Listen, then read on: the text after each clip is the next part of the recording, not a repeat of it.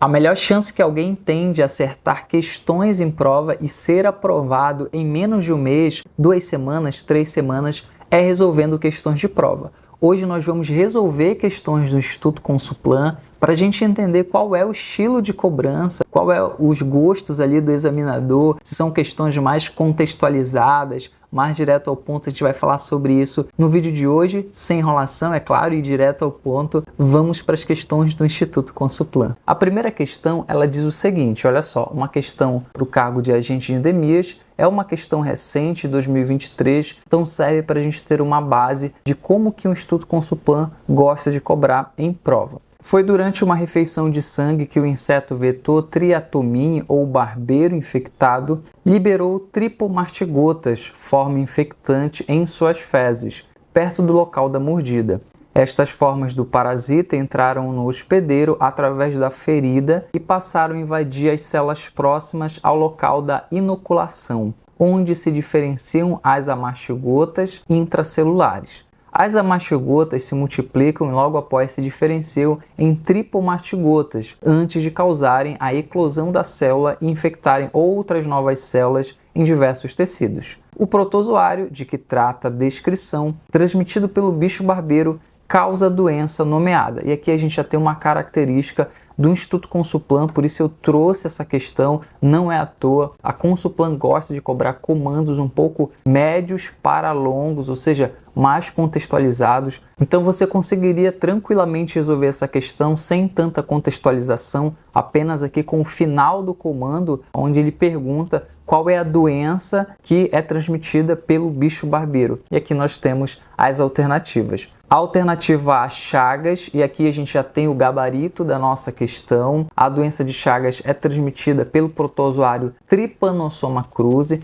e acontece justamente a transmissão acontece por meio das fezes do barbeiro, quando ali existe uma ferida próxima ao local, onde ele coloca ali as suas fezes. A gente já tem de cara aqui o gabarito da nossa questão. A alternativa B diz teníase, e na verdade a teníase é causada por um verme do gênero Taenia, não tem nada a ver com o barbeiro, tá bom? A alternativa C diz cisticircose, na verdade a cisticircose acontece quando os ovos da Taenia são ingeridos ali pelo hospedeiro, pela pessoa infectada, e aí se desenvolvem nos chamados cisticercos, que são ali a forma larval, que acabam infectando ali alguns tecidos desse hospedeiro, como os músculos e até mesmo os olhos, tá bom, galera? Anote isso que pode ser cobrado de uma outra forma aí na sua prova, tá certo? A alternativa D diz esquistossomose, e a gente já resolveu algumas questões sobre essa doença aqui no canal, você pode procurar em algum lugar aqui em outros vídeos. Basicamente ela é causada pelo verme Esquistossoma mansoni e é transmitida pelos caramujos de água doce. Então essas são as informações, acredito que mais importantes, tá bom? Também não é o gabarito da nossa questão, nós ficamos mesmo com a alternativa A. Eu trouxe essa questão para que você entenda como é o estilo de cobrança do Instituto Consuplan, ou seja, você precisa ter gás ali para não morrer na praia. Muitos alunos acabam ali ficando cansados, lendo comandos muito extensos, alternativas extensas, a gente vai ver outras questões aqui, e acaba perdendo ali uma questão por desatenção, por cansaço, que isso não aconteça com você. Agora a gente vai para a próxima questão do Instituto Consuplan. A próxima questão do Instituto Consuplan, para o cargo de ACE, também uma questão recente, de 2023, diz o seguinte: determinada mulher compareceu a uma unidade de saúde apresentando os seguintes sinais e sintomas: febre regular e prolongada, anemia, indisposição, palidez da pele e mucosas, falta de apetite, perda de peso, inchaço do abdômen devido ao aumento do fígado e do baço. Os sintomas apresentados são característicos de leishmaniose, e aqui ele quer saber qual é o tipo de leishmaniose que traz essas características, esses sintomas, principalmente aí febre irregular e prolongada, e também essas indisposições descritas aqui no comando da questão. A alternativa A diz visceral. Você vai anotar aí no seu caderno que um dos sintomas da leishmaniose visceral é justamente febre prolongada, anemia, essa palidez descrita na questão. Então, isso é típico da leishmaniose visceral, que também é chamada de Kala-Azar pode vir tranquilamente esse outro nome aí na sua prova. Então, ele é transmitido pelo mosquito palha e eu acredito que é uma das principais informações que você tem que gravar quando o assunto é leishmaniose. A alternativa B diz cutânea, mas na verdade a leishmaniose cutânea, como o próprio nome sugere, ela vai causar como características principais, sintomas, a questão de úlceras na pele. Então você tem úlceras na pele e você não tem esses sintomas de febre prolongada como na leishmaniose visceral, como nós vimos na alternativa anterior. A alternativa C diz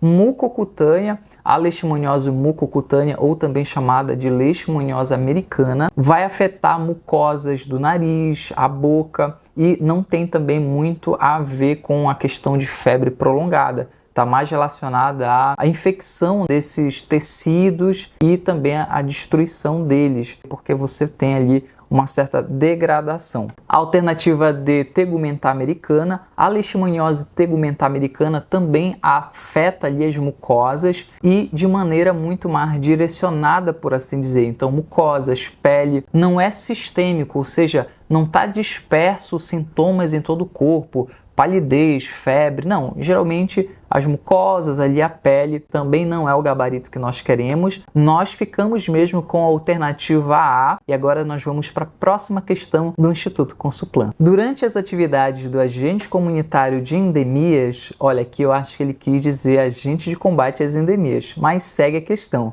É vital estabelecer uma comunicação efetiva com os moradores, garantindo a compreensão completa das informações relevantes à prevenção de doenças, promoção da saúde e implementação de medidas preventivas, considerando o papel crucial da linguagem e comunicação no exercício das responsabilidades do agente comunitário de endemias no contexto da prevenção de doenças. Assinale a afirmativa correta. Alternativa A, o agente comunitário de endemias não precisa adaptar sua linguagem ao público atendido, pois a população compreende facilmente as informações técnicas sobre saúde.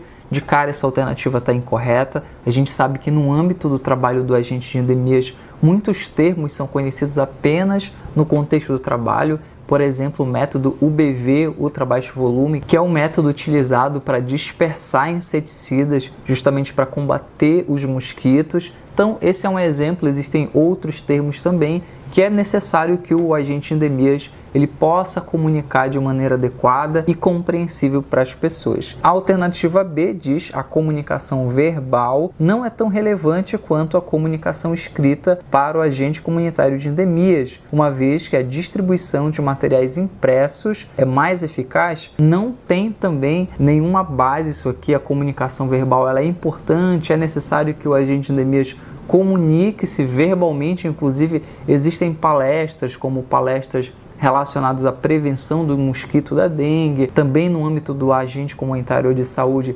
prevenção de doenças através de campanhas de vacinação, sempre existe ali a necessidade de se utilizar a linguagem verbal, a linguagem falada, tá certo? Então, também essa alternativa está incorreta. A alternativa C, a comunicação efetiva não é relevante para o profissional, uma vez que suas atividades envolvem principalmente ações práticas e não demandam interação constante com a comunidade. Também está errado, né, pessoal? Existe sim uma interação constante, existe sim uma atividade prática, mas existe a habilidade de comunicação. Então essa alternativa ela não está também correta. A alternativa D, a utilização de linguagem clara e acessível é fundamental para o profissional, facilitando a compreensão das orientações sobre prevenção de doenças e promovendo a adesão da comunidade a práticas de saúde. Perfeito, esse é o gabarito da nossa questão. Sem tanta dificuldade aqui, você percebeu que é uma questão bem tranquila, porém existe ali o comando da questão e também as alternativas bem elaboradas, bem longas, por assim dizer, e é importante que você entenda que esse é o estilo do Instituto Consuplan. O nosso gabarito ele fica com a alternativa D, e E agora a gente vai para a próxima questão do Instituto Consuplan. De acordo com a Constituição Federal de 1988, a saúde é um direito de todos e dever do Estado. No período anterior à Constituição de 88, o sistema público de saúde prestava assistência apenas aos trabalhadores vinculados à Previdência Social, aproximadamente 30 milhões de pessoas, com acesso aos serviços hospitalares, cabendo atendimento aos demais cidadãos às entidades filantrópicas. Então ele contextualiza aqui dizendo o seguinte, olha, o SUS ele começa em 88, antes de 88 nós tínhamos ali uma saúde que era de certa forma excludente, restrita a um grupo de pessoas, ou seja, trabalhadores que eram ali vinculados justamente à Previdência Social. A gente tem essa linha histórica ali do surgimento do SUS, da saúde no Brasil, no material que eu vou deixar aqui no link na descrição desse vídeo e também no primeiro comentário fixado. Lembrando que para os alunos do material, um simulado do Instituto Consuplan foi liberado na sua área de alunos para que você possa exercitar mais ainda essas questões. E a questão quer saber aqui o seguinte, a Lei 8080 de 90 preconiza como princípios do Sistema Único de Saúde, exceto. Então ele quer saber quais são os princípios e qual é a exceção a esses princípios. A alternativa ela diz o seguinte, igualdade. E a igualdade ela é um dos princípios que vão nortear o SUS. Esse princípio ele pode ser também chamado na sua prova, atenção, de equidade. Então, igualdade ou equidade. O correto mesmo seria equidade, que é tratar os diferentes na medida das suas diferenças. E existe uma polêmica entre igualdade e equidade. O que seria? Se tivessem essas duas opções, o mais correto seria equidade, tá? Mas vamos considerar aqui a alternativa A. A alternativa B, centralidade. Essa alternativa ela não está correta. O SUS, na verdade, ele é descentralizado. Ele atua de maneira descentralizada. Professor, não estou entendendo. Funciona assim. O SUS ele tem na esfera federal, por assim dizer, o Ministério da Saúde. Então, existe uma organização, existem leis, normativos, existe toda uma gestão do Ministério da Saúde a nível nacional. Agora, no âmbito dos estados e municípios, nós temos as secretarias estaduais e municipais de saúde e os secretários municipais estaduais. Então o SUS ele atua de maneira descentralizada para atender aquela realidade de uma maneira mais eficaz. Então quem é que sabe mais da saúde, o que precisa aí no seu município? É a Secretaria Municipal de Saúde que vai promover as campanhas aí, né, de saúde, enfim. Então essa alternativa B aqui não está correta, eu fiz aqui as devidas explicações, explanações sobre o porquê não é. Tá? Então a alternativa C, integralidade. Integralidade significa atender uma pessoa, ou seja, acompanhá-la em todas as fases da sua saúde, na prevenção, promoção, recuperação da saúde, e é um princípio ali estabelecido a partir da Constituição de 88 com o surgimento do SUS, tá bom? Corretinho aí. Alternativa D, universalidade. Universalidade significa acolher a todos e não negar atendimento, independente de classe social, independente se é homem, mulher, independente de gênero, né? Então, independente de qualquer coisa, o SUS ele é universal. Então, o gabarito fica com a alternativa B, que é a única exceção, e agora a gente vai para a próxima questão do Instituto Consuplan. Próxima questão do Instituto Consuplan, uma questão para o cargo de agente de endemias, diz o seguinte: filho de uma família considerada uma das mais ricas do município, chega na unidade básica de saúde dirigindo uma BMW e apresenta o seu cartão do SUS ao atendente.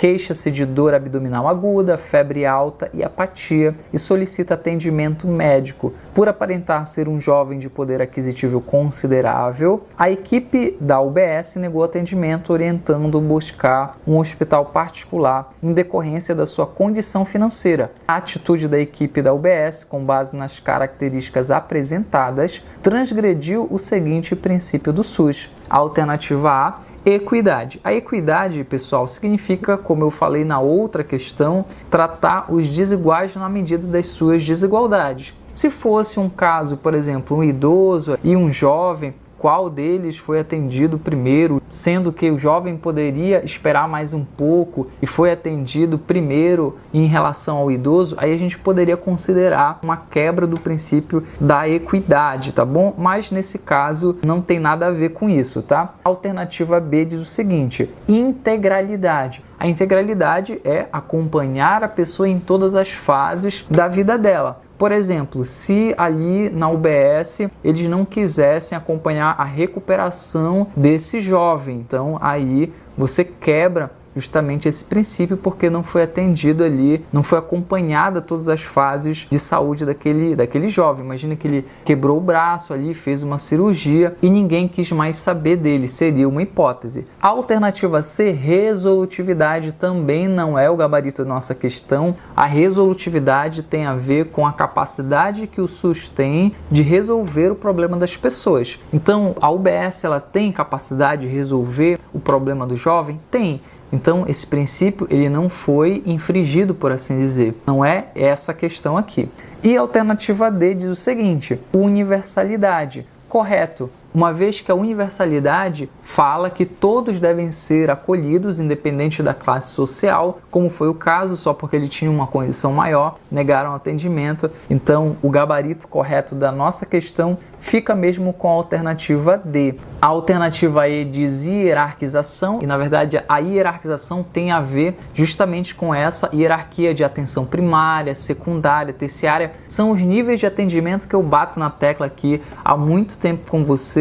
Também não foi o caso, nós ficamos mesmo com o nosso gabarito alternativa D. E agora a gente vai para a próxima questão do Instituto Consulplan. Sobre o Sistema Único de Saúde, assinale a afirmativa incorreta. Alternativa A, assistência à saúde é livre à iniciativa privada. Essa alternativa está certa, portanto não é o gabarito da nossa questão. A Lei 8080 ela diz que a saúde é livre à iniciativa privada, inclusive a iniciativa privada atua no SUS de maneira complementar. É outra informação que sempre cai em prova ali. Às vezes o examinador coloca ali que a iniciativa privada atua de maneira prioritária, exclusiva, mas é complementar sempre, tá bom? A alternativa B diz o seguinte: os recursos financeiros do SUS na esfera municipal são administrados pelo Ministério da Saúde através do Fundo Nacional de Saúde. Essa alternativa está incorreta.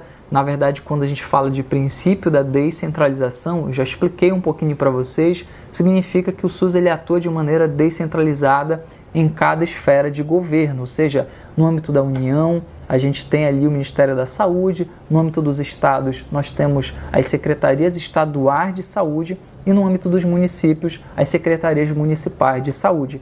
Quando a gente fala de recursos do município, então a gente não pode falar que o Ministério da Saúde é o gerenciador, é aquele que vai administrar, que vai ali intervir na esfera municipal. Então essa aqui já é a nossa alternativa incorreta, mas a gente vai analisar as demais alternativas. Alternativa C, aos proprietários, administradores e dirigentes de entidades ou serviços encontrados é vedado exercer cargo de chefia ou função de confiança no SUS. Corretinha essa alternativa, sem muito problema. A Lei 8080, ela vai proibir justamente qualquer proprietário ali de entidades privadas. Então imagina o dono de um hospital ali privado ter um cargo de chefia ali no SUS, pode ser que exista algum tipo de influência ali a seu favor. Então essa alternativa aqui tá corretinha, tá bom? Então a alternativa D diz o seguinte: quando as suas disponibilidades forem insuficientes para garantir a cobertura assistencial à população de uma determinada área, o SUS poderá recorrer aos serviços ofertados pela iniciativa privada.